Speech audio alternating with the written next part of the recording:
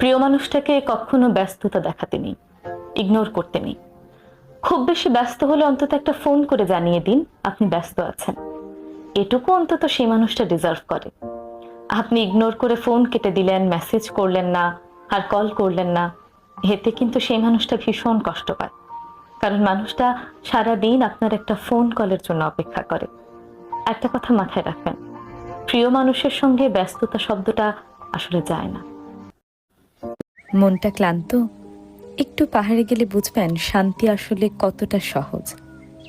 যেখানে নীরবতা গান গায় আর কুয়াশা আলিঙ্গন করে, সেখানেই আছে পাহাড়ের জাদু। শহরের ভিড়ে হারিয়ে গেলে পাহাড় ডাক দেয়, চল আমি তোকে শান্তি শেখাবো। সব দুঃখ ক্লান্তি কুয়াশায় মিশিয়ে দিতে চাইলে পাহাড়ই যথেষ্ট। আমি ইদানিং বুঝতে শিখেছি, মানুষের সাথে মেশার থেকে গাছে জল দেওয়া ভালো। গল্পের বই পড়া ভালো, সিনেমা দেখা ভালো, ছবি আঁকা ভালো, গান শোনা ভালো, রান্না করা ভালো, নিজেকে নিজে গিফট দেওয়া ভালো। নিজের ভিতরে জমে থাকা কথাগুলো কাউকে বলার থেকে লিখে ফেলা ভালো। ছাদে বসে আকাশ দেখা ভালো, জমানো ছুটিতে নিজেকে নিয়ে পাহাড়ে যাওয়া ভালো, ঘুরতে যাওয়া ভালো। তবু মানুষের সাথে মেশা ভালো না। মানুষ মিশে যাওয়ার পরেই পিষে দিয়ে যায়। অমিত তিত্তুর এই কথাগুলো আসলে অনেকাংশেই সত্য। নিজেকে নিজে ভালোবাসার মধ্যে অন্যরকম একটি আনন্দ রয়েছে। হাতুড়ির শেষ আঘাতটায় পেরেক কাঠের ভেতরে চলে যায়। তার মানে কিন্তু এই নয় হাতুড়ির প্রথম আঘাতটায় কোনো কাজই হয়নি, বা হাতুড়ির প্রথম আঘাতটা একদমই ব্যর্থ ছিল। মূলত হাতুড়ির প্রতিটি আঘাত ধীরে ধীরে সেই পেরেকটাকে কাঠের ভেতরে প্রবেশ করতে সাহায্য করেছে। তাই আপনি আজ যদি ব্যর্থ হন, তাহলে মনে করবেন না আপনার এই কাজটি অযথাই করেছেন। মনে করবেন এই কাজটি আপনার হাতুড়ির ওই আঘাতটি, যে আঘাত আপনাকে সফলতা পেতে সাহায্য করবে। ধীরে ধীরে প্রতিটি আঘাতের পরে একদিন সময় আসবে যেদিন আপনি শেষ আঘাতটা করে বসবেন, আর সেই আঘাতের পরেই আপনি আপনার সফলতা দেখতে পাবেন। তাই হতাশ না হয়ে সফলতা পাওয়ার জন্য অবশ্যই আপনাকে পরিশ্রম করতে হবে। অনবরত আঘাত করে যেতে হবে সেই চূড়ান্ত আঘাতের আগ পর্যন্ত। 2025 চলছে। আজ থেকে 100 বছর পরে, অর্থাৎ 2125-এ আমাদের মধ্যে কেউ জীবিত থাকবে না। না থাকবে সেই মানুষগুলো যাদের সঙ্গে আমাদের ভীষণ মনোমালিন্য। না থাকবে সেই মানুষগুলো যাদেরকে আমরা খুব ভালোবাসি। না থাকবে সেই মানুষগুলো যারা আমাদের সাথে খারাপ ব্যবহার করছে। আর না থাকবে সেই মানুষগুলো যারা সবসময় আমাদের প্রায়োরিটি দিচ্ছে। তাহলে এই ক্ষুদ্র জীবনে কেন মানুষের সাথে রাগারাগি করা, খারাপ ব্যবহার করা, সম্পর্ক খারাপ করা বলুন তো? এই ছোট্ট জীবনটাতে একটু প্রাণ ভরে ঝামেলাবিহীন বেঁচে দেখুন তো। কোথাও একটা পড়েছিলাম, একবার এক সাপ ছুরি কি জিনিস তা না বুঝে ছুরিকে আষ্টে পৃষ্ঠে জড়িয়ে ধরছিল। যত জড়িয়ে ধরছিল তত বেশি সে ক্ষত বিক্ষত হচ্ছিল। যত ক্ষত বিক্ষত হচ্ছিল, রক্ষা পাওয়ার জন্য সে আরো বেশি জড়িয়ে ধরছিল। এতে করে একটা সময় ছুরির আঘাতে তার প্রাণ যায়। তেমনি আপনি যে সম্পর্কে আছেন, সেই সম্পর্ক আপনার জন্য কতটা মঙ্গলময় অথবা কতটা ক্ষতিকর সেটা আপনাকে বুঝতে হবে। ক্ষতিকর একটা সম্পর্ককে যদি আপনি আষ্টে পৃষ্ঠে জড়িয়ে ধরেন, যত বেশি জড়িয়ে ধরবেন আপনি তত বেশি ক্ষত বিক্ষত হবেন। আপনাকে বুঝতে হবে, এই সম্পর্কে জড়িয়ে থেকে সম্পর্কটা তো টিকবেই না, বরং আপনি শেষ হয়ে যাবেন। মানসিকভাবে আপনি মারা পড়বেন।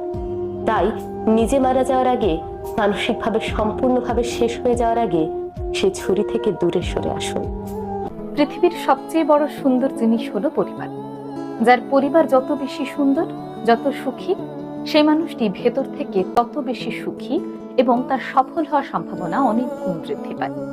আপনার যত টাকা পয়সা ধন সম্পদ থাকুক না কেন, আপনি যত পাওয়ারফুল মানুষই হন না কেন, যদি পারিবারিকভাবে খুশি না হন, সুখী না হন, তাহলে ভেতর থেকে আপনি টাকা পয়সা কিংবা আপনার ক্ষমতা দিয়ে কখনোই সুখী হতে পারবেন না।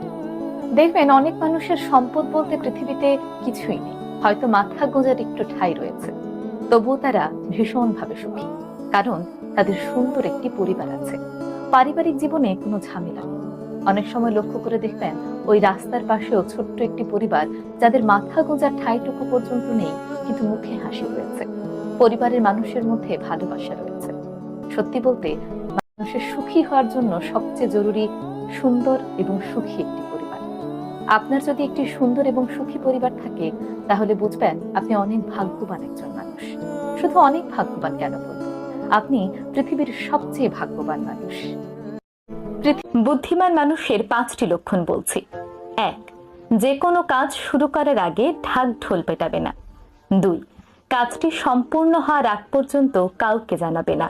3, অপ্রয়োজনে অন্যদের সাথে তর্কে জড়াবে না, অপ্রয়োজনীয় ঝগড়া করবে না। 4, বন্ধু নির্বাচন করার ক্ষেত্রে সচেতনতা অবলম্বন করবে। টাকার চেয়েও বুদ্ধিমান এবং সৎ মানুষকে বন্ধু হিসেবে প্রাধান্য দেবে। আর শেষ 5 নম্বর হলো বলবে কম, শুনবে বেশি। পৃথিবীর সব থেকে দামি এবং গুরুত্বপূর্ণ সম্পর্কের নাম কি জানেন? শুনলে খানিকটা অবাক হবেন, তবুও জেনে রাখুন। পৃথিবীর সব থেকে পুরাতন, সব থেকে দামি এবং সর্বপ্রথম সম্পর্কের নাম হলো স্বামী স্ত্রীর সম্পর্ক।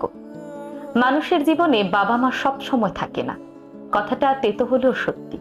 ভাই বোনদের আলাদা আলাদা সংসার হয়ে যায়, তখন তারাও সব সময় পাশে থাকে না। আপনার পাশে আপনার জীবনের শেষ পর্যন্ত যে মানুষটি থাকবেন, তিনি হলো আপনার স্বামী কিংবা আপনার স্ত্রী। এজন্যই দেখবেন বাবা মায়েরা সন্তানের বিয়ে দেওয়ার আগে এত চিন্তা করে, সন্তানের জীবন সঙ্গী কিংবা জীবন সঙ্গিনী নির্বাচন করার আগে এতবার ভাবে। কারণ বাবা মায়েরা জানেন পৃথিবীর সব থেকে দামি এবং গুরুত্বপূর্ণ সম্পর্ক হলো স্বামী স্ত্রীর সম্পর্ক। তাই নিজের সন্তানের জন্য যদি সঠিক জীবন সঙ্গী কিংবা জীবন সঙ্গিনী নির্বাচন করতে পারেন, তাহলে তাদের বাকি জীবনটা তারা সুখে শান্তিতে থাকতে পারবে। তো লাগবেই, তাই না? যদি দেখেন কোনো কাপল সারা বছর শুধু মধুমাসে ভাসে, তাহলে বুঝবেন ওরা হয় মিথ্যে বলছে, আর নয়তো ওরা রোবট।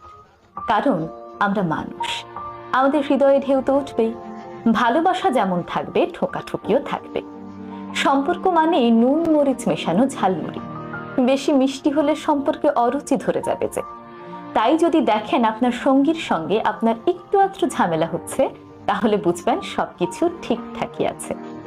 আসল কথা হলো দিন শেষে দুজনে একসাথে বসতে পারা, ভুলগুলোকে মেনে নেওয়া আর ভবিষ্যতের দিকে তাকানো। মায়া আর সহ্যের বাঁধনেই তো একটি সংসার টিকে থাকে। বাইরের চকচকে জীবনে ভুলবেন না, ওগুলো সবই ক্যামেরার কারসাজি। তাই নিজের সঙ্গীকে নিয়ে যেমন আছেন তেমনই থাকুন, একটু ভালোবাসুন, একটু শাসন করুন।